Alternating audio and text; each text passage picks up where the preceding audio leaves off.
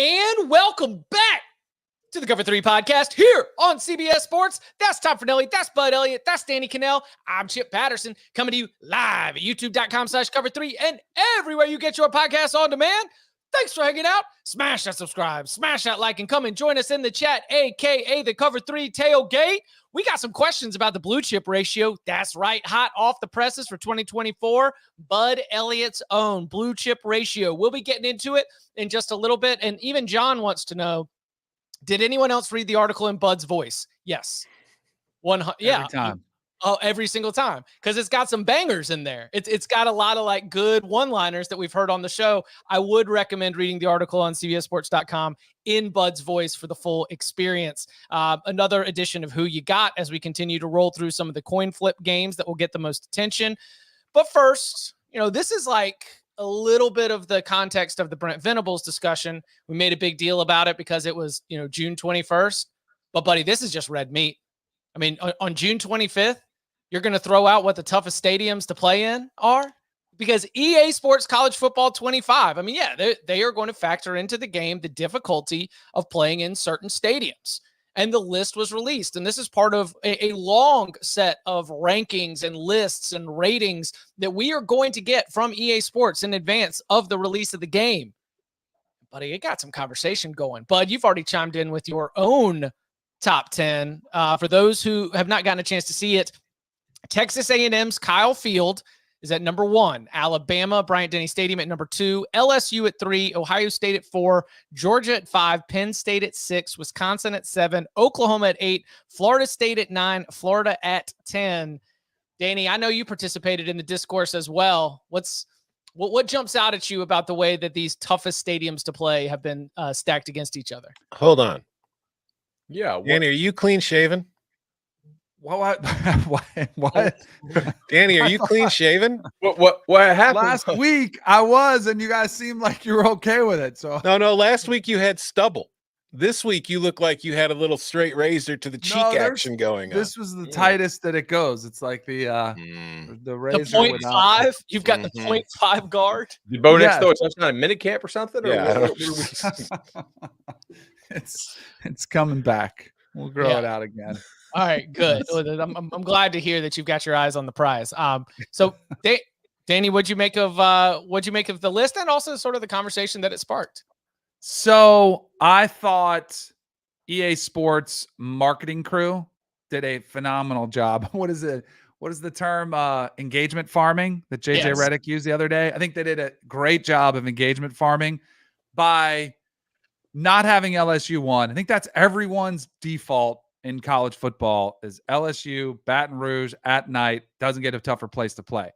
I personally didn't have a problem with Kyle Field, number 1. I think the tradition, the weird cult-like stuff that goes on, like some of it feels antiquated, but including the midnight yell the night before, the loudness of the stadium, I don't have a problem if they were up there at number 1. There were several schools in the top 10, though, that I felt were completely overrated. Alabama, Ohio State. Those were the two that kind of Oklahoma. I called Bedlam at Oklahoma, so it was a really good atmosphere for that game. But that was another one that I thought about potentially pulling out. But I thought it was a genius job from them. And I personally love the fact that they had Doak Campbell ahead of Ben Hill Griffin, just because it's a great troll job for the Gators. Well, but the swamp is legit, right? Yeah. In terms of a tough place to play. Yeah. Yeah, no, I think he's saying like they put it in front of them for engagement farming. Don't speak poorly about your boys, bud. I've got FSU top 15. It's a really good one. And Camp Randall was the other one that I thought was overrated. I've been there. Like, jump around is awesome. Like, right, it's one of the best traditions, and maybe that's where Florida State, that's during a break and play. Right, exactly. And even Florida State, I mean, Osceola Renegade, that's an awesome tradition of college football. But start to finish, 12 games a year, that's where I think, Florida State takes a backseat to some of these schools that are at the top of the list or should be. Do you think that win percentage at home has to matter? No. You know why? Because I saw some Clemson fans. I think Clemson should have been on the list. I think Death Valley is phenomenal. but they use this because I think Clemson was either number 1 or number 2 in win percentage. You know, it was 7 Liberty. Like, are we really going to use win percentage at home for this? Like, that doesn't make any sense to me. But isn't Texas A&M as an SEC member at home in conference games right around 500? That to me makes it more impressive. Like the fact that they're not unbelievable and winning every game at home, and yet they still come and show up. See, that's part of the equation that I think is a little overrated in EA's list. Like, does Alabama have a home field advantage, or has Alabama just been Alabama? So they've won at home. It's like when you watch a game at Bryant-Denny, this isn't a knock on the fans or the atmosphere, but it's not the stadium, I think, that's giving that team an advantage over its opponents. It's no different than most of the stadiums in the SEC. When I think of home field advantage, I think of places where if you're the visitor, you're kind of intimidated by the crowd. Like, you mentioned, Bud, Oklahoma's overrated. I would agree. Oklahoma, to me, is not even the biggest home field advantage in its own state. I think Oklahoma State is a team that has been vastly overlooked in this because, like, the fans are right on the field. They have paddles. And I look at that, like, Ohio Stadium, same thing. Great team, huge stadium, tons of people, but they're all like a mile away from the field. Like, if you look at the sidelines in that place, it's huge. And it's like so the sound doesn't really pick up as well. So, yeah, I think there's a little too much. These teams are really good and win a lot in EA rankings. You know, my top 3 in my road field advantage is actually Alabama, Ohio State, and Georgia. Like they're really good at home because they have the best players, and they're also also really good on the road. I think all of these two at their peak, find me the best moments. They're all very similar. You know, and I think you guys make a great point about being intimidated. Because there is an atmosphere of when you go in and you're on that motorcade and you're going into the stadium, it's like, like, how's this going to go down? And there's a little bit of uncertainty. Like, that's why I think Neyland Stadium should have been higher. And I would never encourage anything thrown in the field. But that was a reality when you went to Gainesville. Like, he kind of was like, hey, you better keep your helmet on, like, in case you get something chucked at you.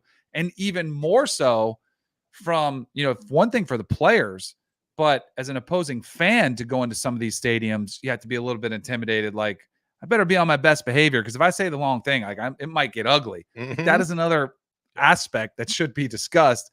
And that's where one thing that bums me out is that the old Orange Bowl, I think, would have made this list every year because that was intimidating. There were going to be fights if you didn't, like, it was loud. It was electric. The stadium was literally moving. That was also another scary aspect of it. It was kind of bouncing, literally. That kind of bums me out because Miami has fallen, out of the top 25, out of the top 50, maybe because since they've moved. But I think that has to be considered too. Miami's actually number 1 in my least home field ratings. Like if you have to lease your stadium, but they are number 1 in that. But no, Danny, like the old Orange Bowl was head on a swivel. Now the new stadium gets your own row. So yeah. Also, we have to think about the natural environments. It's gonna be windy in Laramie. Tom, can you hit me with those stats? Do you have them handy? Let me see. I can find them in 2 seconds, but it was just basically in the last 4 normal seasons. So not including 2020. Wyoming's 20-5 at home overall, and they're 14-2 when favored. So, like, typically when they've lost, it's because they've had better teams come in and they've beaten them. But it's just the environment, not so much the record, because it's always cold. It's always extremely windy. You're in the middle of nowhere. So it's like you can't, like, there's no flying directly to Laramie. When you go play the Cowboys, I think you have to land in like Colorado and drive to Laramie. So it's like a few hour bus ride after you fly in. And then you're also over 7,000 feet in the air. So it's thin air. It's hard to breathe. So yeah, between all of those elements, if you're not used to playing in that is a really difficult place to play. Ask Mizzou, who went there a few years ago and lost. But what else?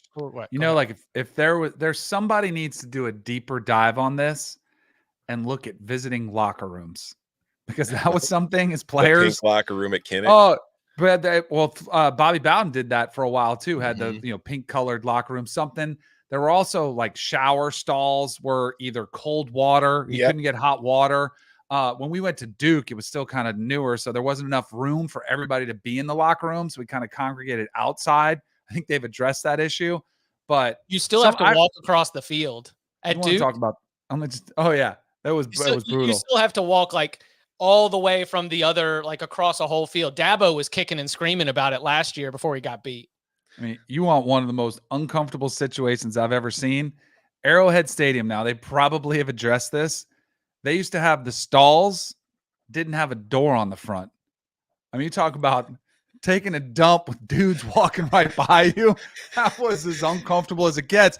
I would pass on that option, so you're going to be a little heavier. Like, that's a huge home field advantage if you force your team into uncomfortable situations. Snell looks slow out there today. I wonder why. Well, he hasn't taken a dump in.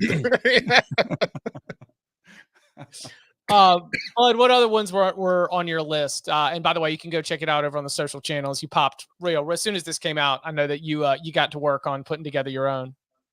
Yeah, so I did have LSU 1. I had Florida 2. I had Utah 3. I mean, Utah, I think they've lost twice at home in the last 5 years, and both have been the top 10 opponents. And then I had Clemson. Clemson almost never loses at home. I think it's been by 1 point, and then in overtime in like their last 3 losses. And it's been, quite a while. 5 Penn State, 6 Texas A&M, 7 Wyoming, 8 Tennessee, 9 Alabama, 10 Oregon. So I have Oklahoma in that like kind of 20 to 30 range. I mean, it's a really awesome atmosphere. I think their fans are incredible. I think you get out there and like they're so welcoming for the tailgating, but like I don't use a whole lot of home field advantage adjustment for them for betting purposes. Like I don't think their crowd honestly affects games very much. I think for the most part, Oklahoma's home record is because there were only 2 teams in the Big 12 that legitimately recruit well, and now they're both gone. So and they played the other one, Texas, at a neutral site. So everybody who came to Oklahoma doesn't recruit any blue chips, and Oklahoma does. So guess what? Your record's going to be really damn good. So those I dropped them out. Bama to me is more about having awesome players than it is having like a crazy environment. It's still good, obviously. And then who did I have to leave out? I left out a couple. Tailgate wants to know about Kinnick. Yeah. Kinnick Stadium. Kind of that 20 to 30 range, I think. Like it's definitely not an easy place to go play, but I don't think it's some place that makes your operation really hard due to the noise, travel, or altitude or weather. The weather can be a bear at times, depending on the year. But I would say I would put him in the top 20 at least. I think that there is it's very loud, it's very passionate, but I do think, I know it's one of the great traditions of college football now. But the wave, as wonderful as it is, kind of brings a soft vibe because at the end of the first quarter, everybody loves each other for a minute, and it kind of takes the anger out of it. So I don't know. Maybe they want to reconsider that. Like that's we were talking about research projects for the intern. That's what I should do. What was Iowa's win percentage before the wave and since? Has it gotten worse? Has the home field advantage dissipated? Could you imagine if they canceled that thing? Could you imagine if they stopped doing it? I mean, that would be such a bad look. Says, we're getting rid of the wave. It's costing us too many wins.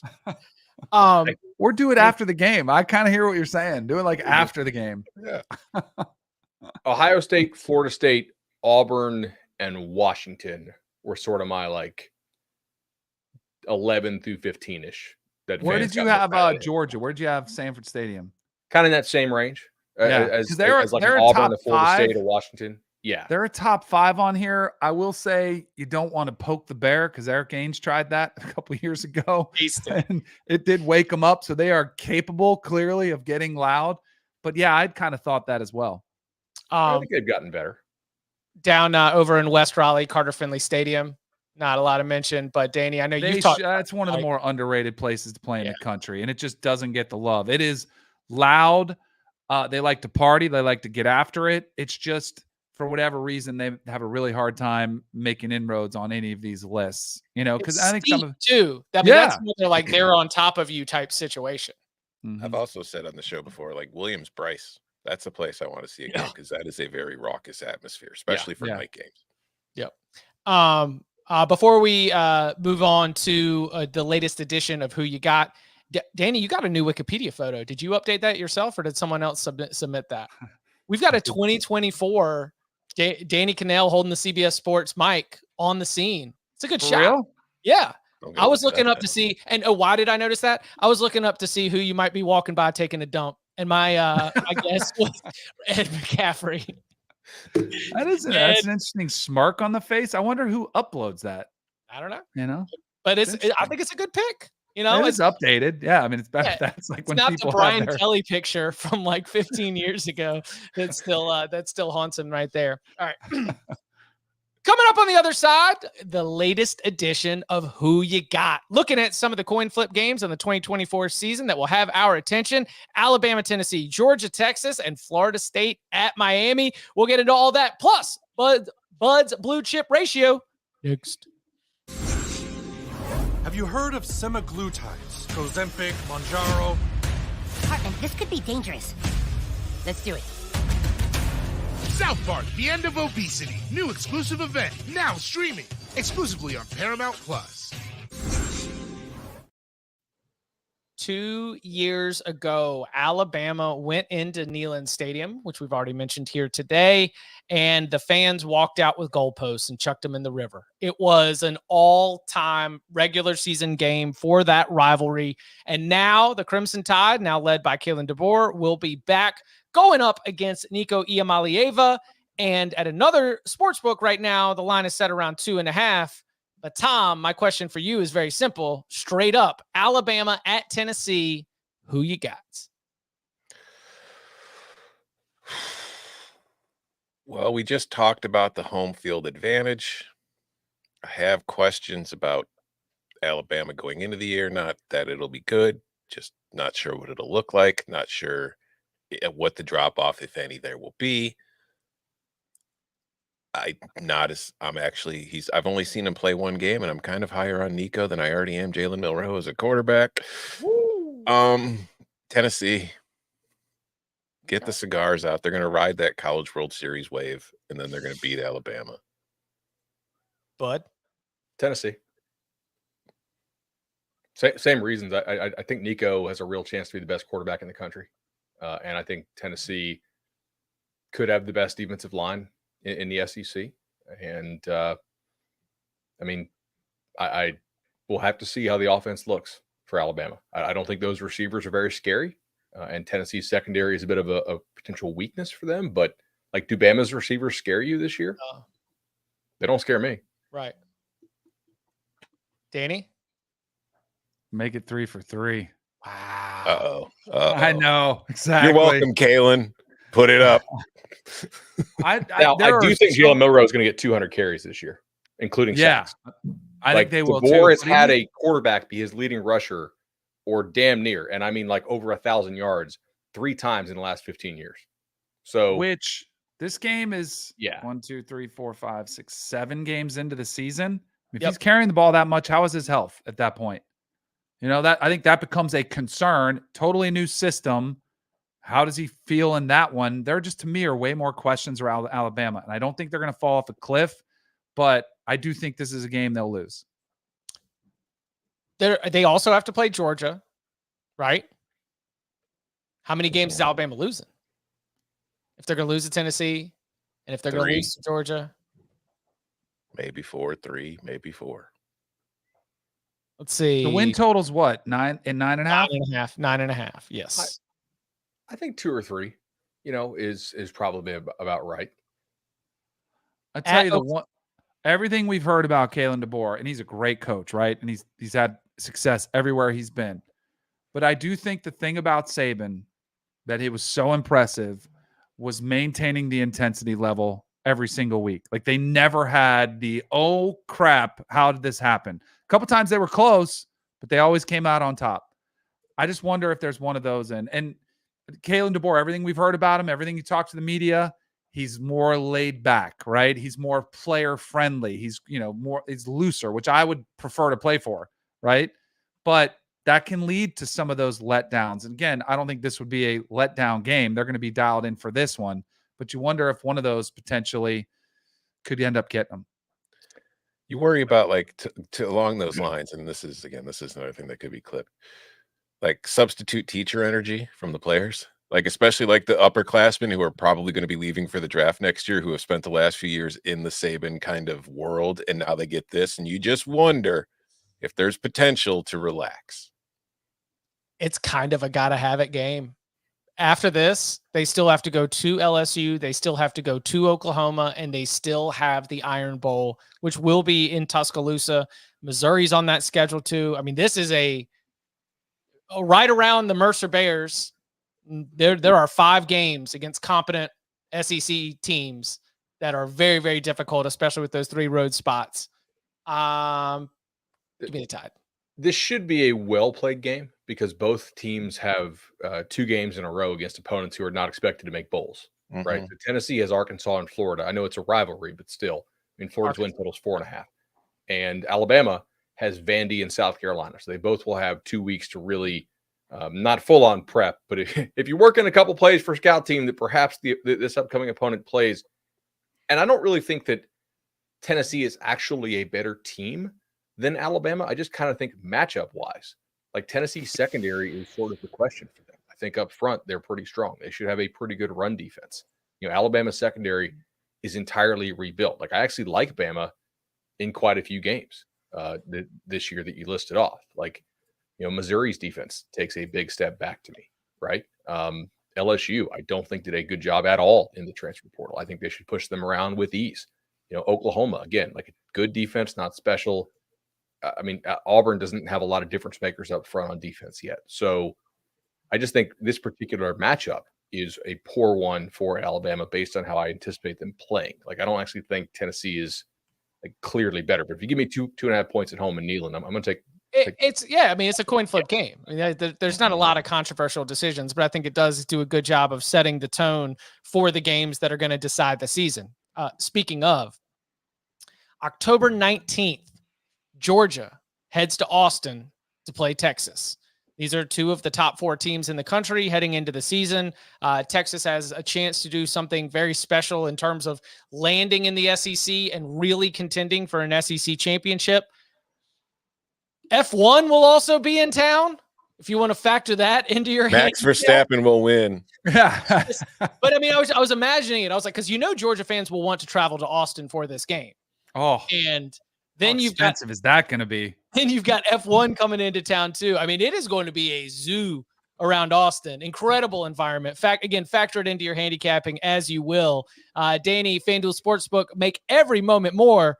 As I pulled it yesterday afternoon, had Georgia as a 1.5 point favorite on the road in Austin. A true coin flip variety. Georgia, Texas. Who you got, Danny? I really was going to go Texas when I first looked at this. It's right after the Red River rivalry, the week after. Georgia has, I think, South Carolina before it, or Mississippi State, maybe. It's an easier game, as Bud was just talking about. And I'm going to trust the team that has been used to the gauntlet, used to back-to-back big games, as opposed to the one that is not, that is making the jump into the SEC. I do think this is one of those ones where Texas, even though they're at home, could get beat by a team that is just more used to it. I don't feel great about this one, but I'll go with history over the team that's newer in this spot. Dogs also will have been to Tuscaloosa at this point too. I mean, battle tested, locked in, ready to go. Georgia hasn't lost a regular season. What? There we go. Mute button 1. Am I No, muted? not on purpose. Okay, there you go.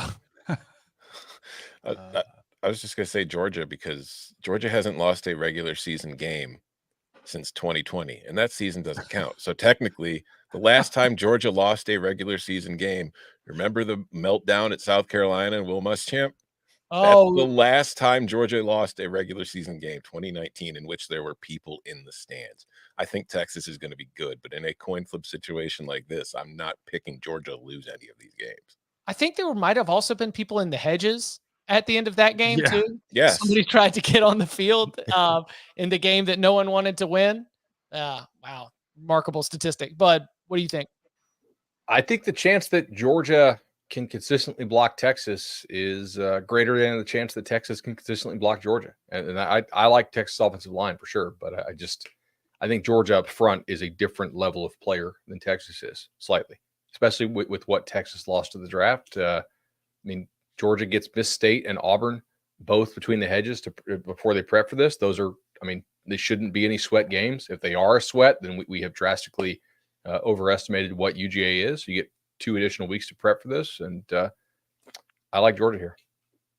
Also, I don't think Texas home field advantage is anything special. So, like, I wouldn't throw like a 3 or 4 on this when I'm making an adjustment. It's just straight 2. Easy to fly into Austin, not intimidating crowd, Max Verstappen factor, obviously. Okay. Zoom. You brought it back up, so they're legit. Lando and McLaren are legit this year. They're both in 3rd place. If they're so legit, why can't they even be in 2nd? Just wondering. I've heard of McLaren. Who is Lando? No, Lando Norris. But no, I don't follow. I followed F1 for a while after COVID, just because we were all in a weird mind state. But then, like, the longer I watched it, the more boring it got, because it's literally like the first lap is the only thing that counts. And then if after that, you're just hoping somebody's engine blows, so maybe somebody besides Max Verstappen will win the race. It sucks. It's boring. It is like life, Tom. You go one step at a time. You get in front of that car, then in front of that car, then in front of that car. You have to go in steps. No, when the most exciting part of a race is who can finish 8th to get a couple of points. It's like, wow, I'm really going to spend an hour and a half watching this? No. Yeah, that was one thing that jumped out to me was there really was a lot that is made of the competition between 2 cars battling for 5th. Yeah. Okay. And Tom says this is America. You get no participation trophies. You ain't first, you last. The Netflix show is far more entertaining than the actual sport. And even that has become just formulaic and just the same thing every year. I can't speak to it. I haven't had my eyes on it recently. All right, let's wrap up this edition of Who You Got with one that is very close to the Cover 3 podcast. It involves both Florida State University, of which, Danny and Bud, their alma mater. It also involves Hard Rock Stadium, Bud's favorite stadium in all of college football. FSU -1 at FanDuel Sportsbook right now. Line too little, Bud? Oh, no. Got him. But number 1 home field advantage in college football is Bud's microphone. Yeah, I don't know what's going on here. Like, I think this is Chip. But I'm not. Maybe it's. I don't know. Like, market wise, this implies what? That FSU's like a 19 and Miami's like a 16. We're giving Miami 2 for home. I don't give Miami any for home in this game. Like, that's a 50-50 crowd in an NFL very, like, just dry, not home field advantage stadium. So, I mean, I think it should be like 2.5, and it's 1. So that's a very small edge. But I would take FSU. I got to follow them. I'll say Florida State too. We've seen one team, hit the portal with success, build up a program back from the abyss to where it feels like the consistency is now here. The other one we haven't. We've seen Miami hyped up other preseasons and haven't lived up to the expectation. Subject to change, because I do think they could be dangerous if it all works. And I really like Cam Ward a lot. As much talk has been around DJU, I think the Noles are going to be a run-heavy team. And I like their defense too. I think their defense, especially their edge rushers with Marvin Jones Jr. and Patrick Payton, I think they could have a pretty good day against Cam Ward, keeping him contained, but he's pretty dynamic. But I'll go ahead and take Florida State. Can I take the under? Ooh. Because, I mean, you just mentioned Florida State's defensive line. I think Miami's is going to be pretty good too. I do think Florida State will lean heavily into the run this year. I also think Miami's going to be leaning heavily into the run this year. This is going to be kind of a lower scoring, kind of slobber knocker type of game to me. I'll take the Noles. Yeah. So I don't have a great feeling either way. There is one aspect of the matchup that stands out to me that might not favor the under, and it's that Miami's secondary is taking a big step back from where it was a year ago in terms of personnel. And what we're asking of DJU, according to everything we're hearing, is just to be himself. We don't need him to take another step forward, but there are dynamic wideouts on that Florida State roster. And if you believe that Mike Norvell can go in there and scheme up some explosives, then I think that Miami's secondary might be there for the picking, because even talented secondaries let Georgia Tech wide receivers get right behind him on big time late plays. So I think that could be something that Miami's great up front defensively. I'm curious to see what it looks like on the back end of that defense. I'm fully confident Mike Norvell and that offensive staff can scheme up big plays. I'm not nearly as confident in DJU's ability to execute them. Fair. Yeah. I think they know that. Like, there's no way that they took DJU out of the portal and be like, yeah, this guy's going to be a stud for us. Like, I mean, Norvell said like he's slightly better than what they thought he was going to be, like publicly. I mean, they have a lot of data on this guy that he's an inaccurate quarterback who will miss wide open throws with some regularity. Like, I think you took him knowing that. Like, he's not an accurate passer at all. Would you describe Jordan Travis as an accurate passer? Much more than DJU. Yeah. I think his like catchable ball rate is much higher. DJU throws a lot of like, where the hell was that going type passes. But I don't think Jordan was an elite accurate passer. No, 100%. No. If he was, he wouldn't have gone, what, 6th round or wherever he went, 5th round? Right. Yep. All right. So we're a lot of clean sweeps right here as we continue to roll through who you got. That means that coming up in our next edition, we'll have Penn State, Wisconsin, LSU, Texas A&M, and Ole Miss, Oklahoma. We'll be doing that tomorrow in addition to some mailbag questions. Coming up on the other side, it's one of our favorite activities every single offseason as Bud cobbles together all the information. He runs the models, and he tells you the 16 teams that have been recruiting at a level that is required to win a national championship in the modern era. It's the 2024 edition of the Blue Chip Ratio and more. Next. Football action continues. Are you ready for this? Ready to take chances? As the gridiron is taken over by the Great White North. It's time to storm the fortress. It's time to fight on the battlefield. Catch the Canadian Football League on CBS Sports Network. All right. So we already did discuss that the best way to read this article is in Bud's voice, but why not let Bud explain it himself in his own voice? For those who are uninitiated, sort of a quick explainer of what the Blue Chip Ratio is. But before we got going, there was a question in the tailgate of, how much do brands have to do with it? And I felt like the answer was like, a little bit, but not in the way you think, because it's actually not a brand value in the Blue Chip Ratio. It is actually some hard data behind it. So what goes into the BCR?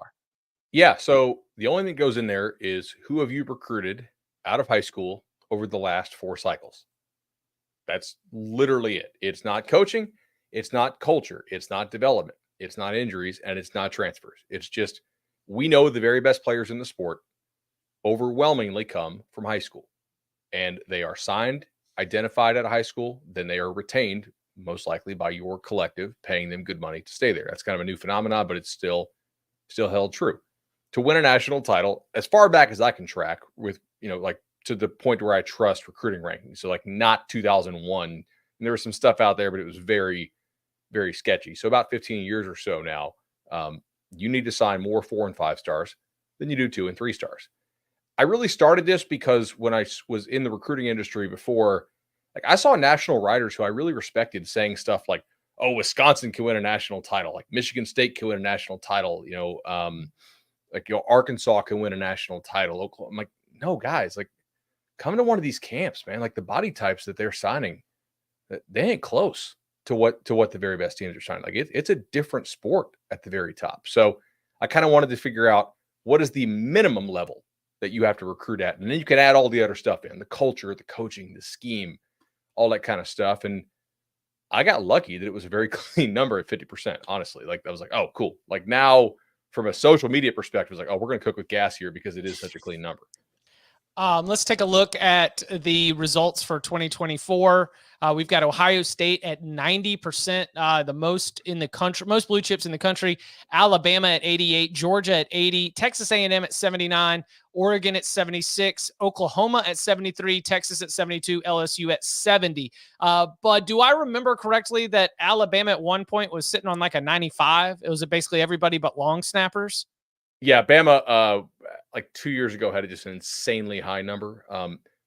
I will point out, like, to me, I really do. I'm not an idiot. Well, like some people think I am, but I don't think like that it's really a ranking. Like we're going to list it in an ordinal rank from, top to bottom. But to me, it really is sort of a threshold you need to clear. I think like a minimum amount of talent you need to have walking through that door to really have a real shot to win the whole thing. And then you need to mix your culture and your development elements in there. You know, like Michigan last year, we had a lot of smart people saying like, oh, Michigan can't win it. I'm like, guys, yes, they can.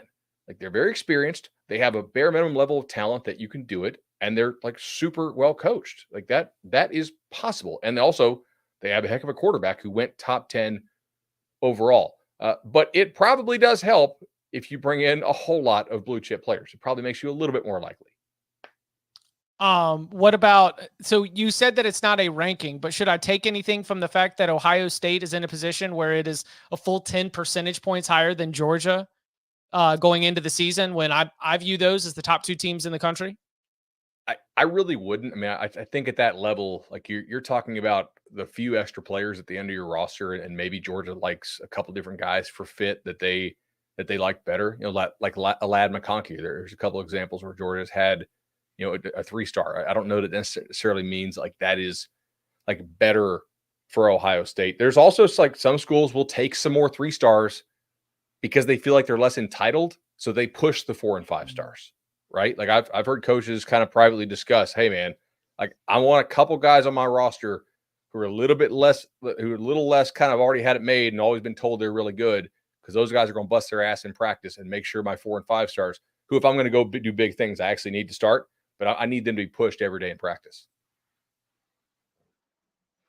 The other 8 teams that we've got on the list, and again, this is more of a threshold. We got Notre Dame at 67%, Clemson at 64%, Florida at 63%, Miami at 61%, Penn State at 61%, USC at 59%, Michigan at 56%, and Auburn at 53%. Tom, what stands out about this group of 16 to you?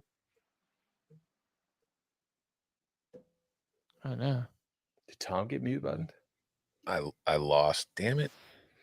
What? I just stacking wins today. I don't know what whatever Bud has is contagious.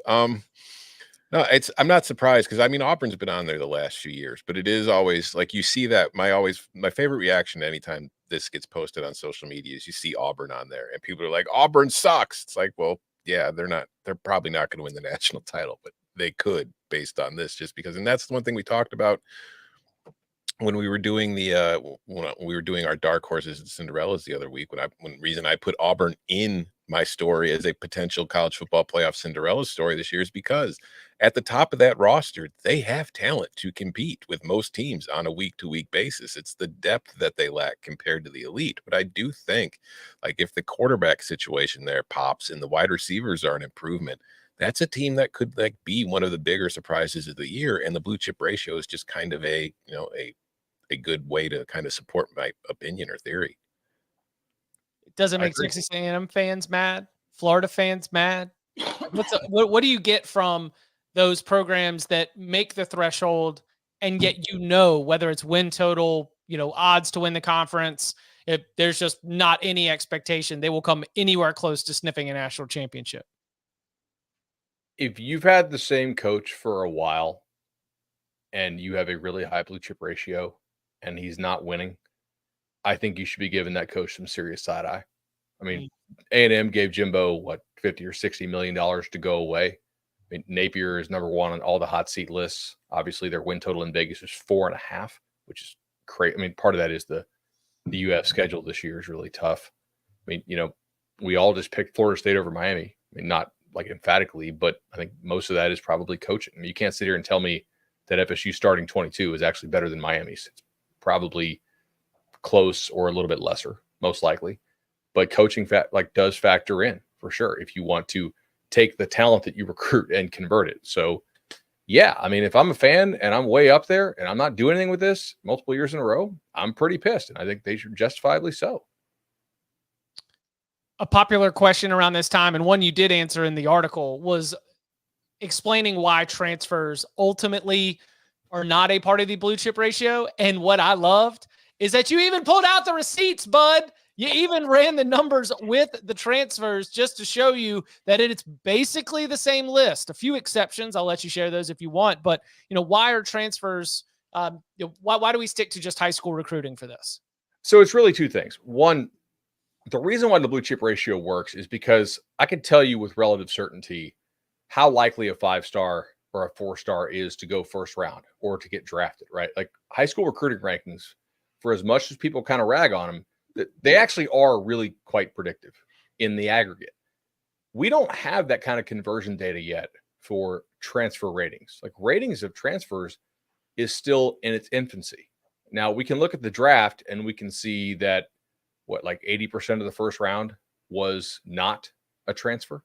I think as you go more down ballot in the draft, like there's a lot of transfers in the 6th and 7th round, which, 6th and 7th round players on a national title team are kind of like, guys who are filling spots, right? But they're not the stars of that team.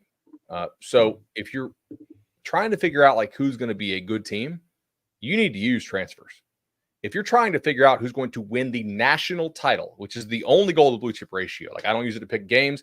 I don't use it to power rate teams. It's just who can win the biggest prize in the sport. Transfers ain't getting it done for you. And they have not so far. And I don't really see any team this year that is likely going to be put over the top by transfers. I thought Florida State was kind of close last year. However, they were still 7th in Bill Connolly's ratings when Jordan Travis went down.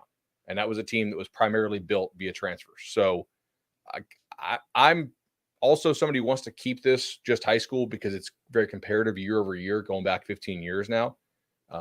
If you look at the teams that did boost up with transfers, most of them went down, almost everybody. FSU actually did go up like 4%, I think, from 49 to 53. So there's just not a lot of 5-star transfers. Yeah, like they've done a tremendous job with the transfer portal as far as conversion. I mean, their hit rate has got to be higher than everybody else by maybe a decent bit.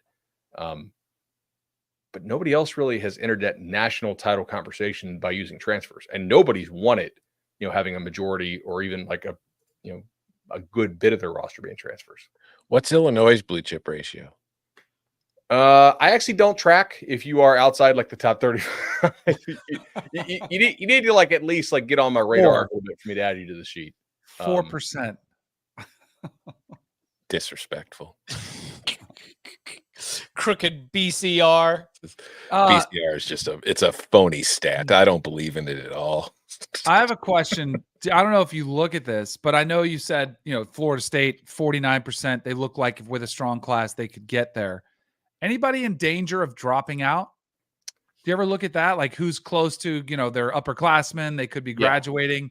Like I think that was an interesting. I mean, USC, if they keep having decommits in 25. Yeah. I mean, that's like, so USC last year, 12 of 22, prior year, 13 of 22. I think they'll still, be there. I mean, Auburn, USC, Michigan are the bottom three. I don't think any of them are going to have a class that is like Auburn's definitely not going anywhere. Right. Michigan, I would still expect to recruit well.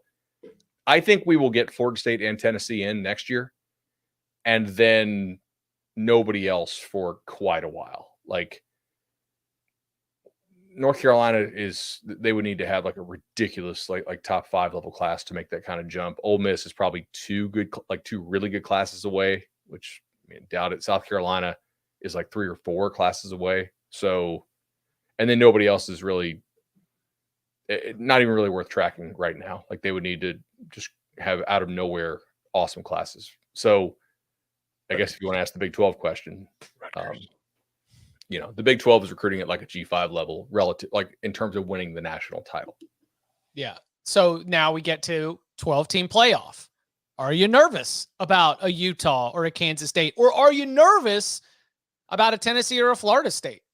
You have famously said 2014 Oregon, which lost to Ohio State in the title game, would have been below the threshold. 2015 Clemson, which lost to Alabama, would have been below the threshold. And if I remember correctly, 52% for the 16 Clemson team is the lowest national title winner since we started the blue chip ratio, right?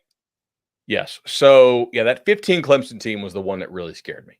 Like that was, I thought if it was going to break, it was going to be them. I mean, he did a pizza party. He promised a pizza party in Death Valley and actually followed through on it. Oh no. I think the two this year. Okay. So the 12-team playoff makes me more confident in the blue chip ratio because I think like you have to win more difficult games. and you have to dip into your depth more. And I think that's much harder for a team to do that, maybe has run really good. Maybe their hit rate has been awesome, but they don't have that kind of down roster depth that a really, really good recruiting team would. As far as this year, I mean, Ole Miss is going to be quite the test, right? Now, they were single score last year against Auburn, against A&M, against LSU. There was some other pretty mid team that they were single score against. Bama pushed them around, and they lost by 5 touchdowns to Georgia. But they brought a lot of guys back. They're healthier at receiver. They've added another receiver. I mean, it's a very, very veteran team. They added some big-time help on the defensive line. Like, could they do it? Or could Tennessee? Like, those are kind of the two. I guess you can put FSU in there, but I don't really put them with DJU. I don't think he's a guy who you win the national title with the non-blue chip ratio roster, personally. But I think there's some chance that Nico could. Do you think there's a chance that the blue chip ratio will actually go higher, like the necessary level in the 12 team? Because I think we spend a lot of time talking about teams who could break through with 50%. I'm of the theory that it's going to be far more difficult to win a national title. Like, we'll see parity in that you won't have back-to-back champions or like dynasties like we've seen. But in my theory, it's going to be the same teams winning. It's just they're going to share the honors more often. So do you think like this could rise to like 60%, 65%? I mean, I definitely think we could see a run where to survive the gauntlet that is a 12-team playoff, you need to have more studs on your roster. Yeah, I do. The other point I wanted to make is that Tennessee does feel like very 20 was it 14 or 16 Clemson, the first one with Deshaun, when they won it with Deshaun. Okay, 16. 16, yeah. Tennessee feels very kind of that to me, like stud quarterback, thin on the offensive line, but the starters aren't that bad. Really good on the defensive line. Interesting offense that people haven't totally figured out yet. I see some comparisons there. The other point to make here that I think really helps Tom's question, it helps me answer Tom's question in the affirmative. As these what do we want to call them? Super seniors, I think it is. Like the guys who got the extra COVID year.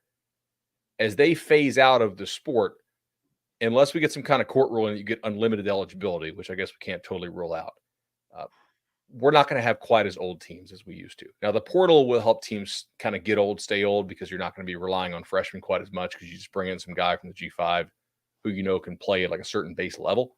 But we're not going to have quite as many like 24-year-olds on teams.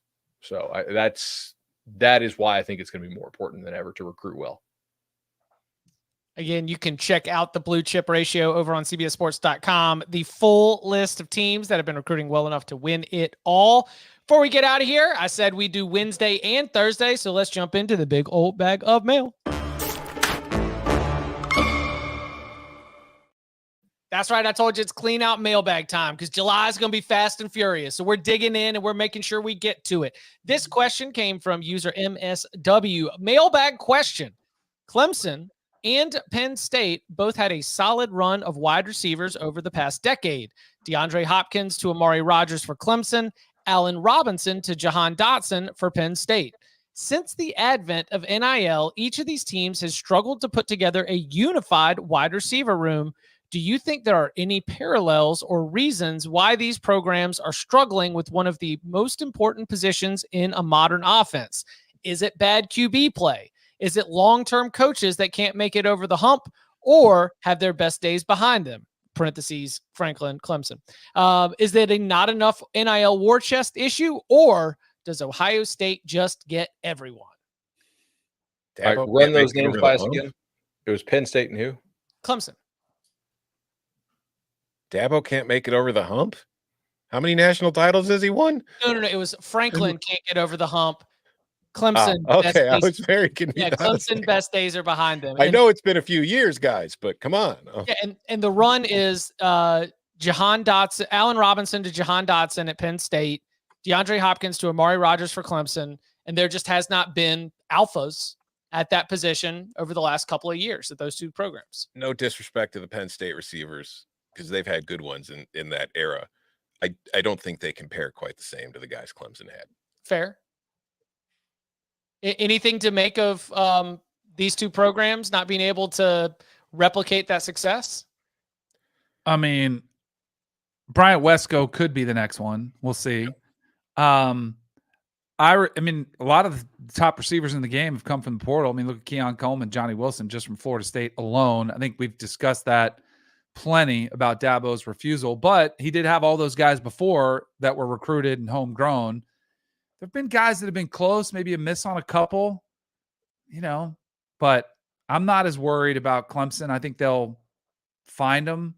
Penn State, it's definitely not a lack of resources. I think it's probably inconsistent coordinators. Like, they have shuttled through some coordinators. So how do you develop relationships through recruiting if guys trying to catch up, play from behind hasn't been there? I'm sure they're using that against them too. Quarterback play has been inconsistent. So those common combinations, I don't think help Penn State. I think there's another through line through both of these programs that was not mentioned in the question that needs to be considered. Both have struggled on the offensive line. And when you get to the elite of the elite, when it comes to beating those teams, every single team that wins a national title, they might not have the best offensive line or the best defensive line in the country every year, but they're always above average and they're always near the top. They're always like top 10 to 15-ish. And I don't think Penn State or Clemson have had that in a while. So when they go up against those teams, they get beat. Like Ohio State and Michigan beat up on Penn State's offensive line. And it's just Clemson, when they've gotten to the playoff in recent years, they've gotten beat up on the offensive line. So it's just, yeah, I think that's a bigger thing than the wide receivers. The wide receivers might look better if they were actually able to get the ball because their quarterback was protected long enough to throw it to them. So Penn State did have a change in receiver coach last year, I think, because it was who was at Virginia who went to Penn State.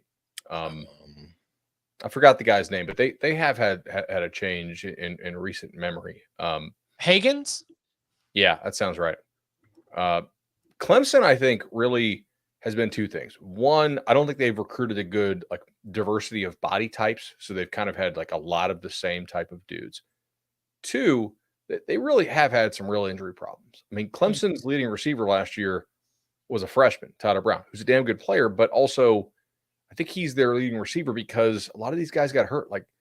Collins and Stellato was their third leading receiver among receivers. Adam Randall couldn't stay healthy. Antonio Williams couldn't stay healthy.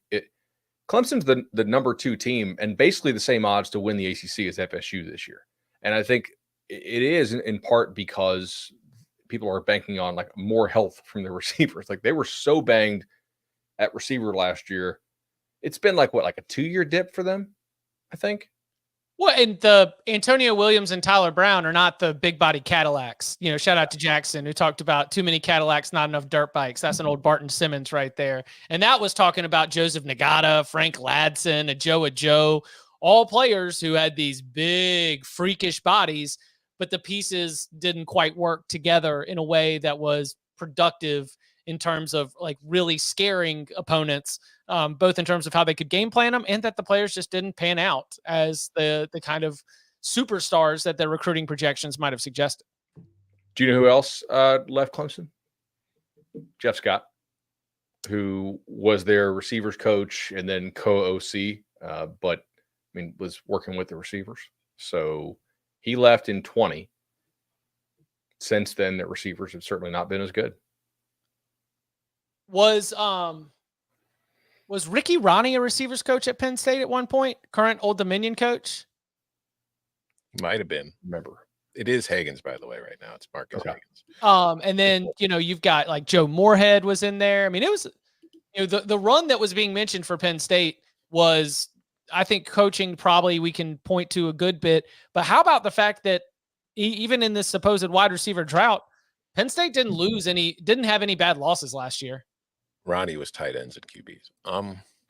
Yeah, no, it's they're still doing everything but beating Ohio State and Michigan, which is the thing that is, of course, endlessly frustrating for Penn State fans. All right. How's everybody doing? Do we got time for one more? I've got all the time in the world for you and our listeners, Chip. I love that. All right, James. Shout out to the best CFB podcast in the nation. I love hearing your thoughts on all the latest CFB news and game outcomes. What does a school on the level of Purdue, Iowa State, Illinois need to do to get to the next level of CFB and consistently win 7 to 9 games a year? Tom? They need to get to a level where Bud actually checks their blue chip ratio. Exactly. So, Just get on Purdue, the bus. Illinois, and who? Iowa Like State. Iowa State. You need to Iowa get better State. players. They should join the MAC, and they would win. Wow. Take the checks, take the losses. I mean, that's Give up the checks, stack the wins. dude, I'm telling you, like they would crush. They would. All right, so let's see. What would Leave my MAC alone. I love my MAC the way it is. Although there is some scuttlebutt, the MAC maybe adding an FCS program here in the very near future. 0.1. all Within the footprint. So Illinois would land in the MAC and be co-favorites with Miami to win the league. No, they would be they would be odds on for sure. Okay. But Chip, did you just say Illinois would be like tied to be favorite to win the MAC? Co-favorites. Yeah. Do you want me to go? Let me Welcome go to look travel, up being down Illinois' south, record North against Carolina. MAC teams and just let you know. Because Chip, do you think North Carolina could win the Sun Belt? No, I don't. Let's see. I think that North Carolina should be rated behind App State. What about Texas State? Texas State, I think I've got as like a 4. No, I've got them as like a 0. So that's about, depends on who's hosting. A less snarky answer. If we actually got a real salary cap that was enforceable and everybody had the exact same salary, they wouldn't likely win the league, but it would be a lot more competitive. If we got a salary cap in the Big 12, the Big 10. Ohio State actually had the exact same amount of money to spend as Purdue and Illinois. Like it would become a lot more expensive. I just don't think Ohio State or Michigan or Penn State or Oregon or any of those schools would actually ever vote for that. Yeah. There is a very simple formula for Illinois to become competitive on the national stage where they are competing every single year for Big Ten championships. Like we go after recruiting, like schools go after high school recruits. I can't believe Tom has not been recruiting this individual to step up and start donating about $5 million a year, maybe 10, because it's a drop in the bucket. I just Googled billionaires that graduated from Illinois. Shad Khan. Like, why aren't we calling him up and saying, hey, just we give do. us. Well, it's the basketball programs had some great recruiting. No. Illinois has built a lot of new facilities for football in since Josh Whitman took over. And I would say that if plenty of people have donated money to that cause, then Shad has been a very big, generous donator to those causes. Kick in a little more just for the roster. You know what? I don't disagree, but you got to start somewhere and you got to slowly build your way up. And that's right. Shout out to Illinois AD Josh Whitman for understanding the future of the sport and knowing that Illinois has to do things to make sure that when the great culling comes, Illinois is not part of it. That'll be 2031, right? Whenever the next, next big chopping block comes, we'll see. Again, tomorrow, wall to wall mailbag questions live from the tailgate and also from the big old bag of mail, where if you've gone to leave us a 5-star review and in that review put your questions, we will try to tackle as many as possible with our time starting at 11 a.m. Eastern time. And you can follow him on Twitter at Tom Pernell. You can follow him at Bud Elliott 3. You can follow him at Danny Cannell. You can follow me at Chip_Patterson. Gentlemen, thank you very much. Shame, Danny. Shame.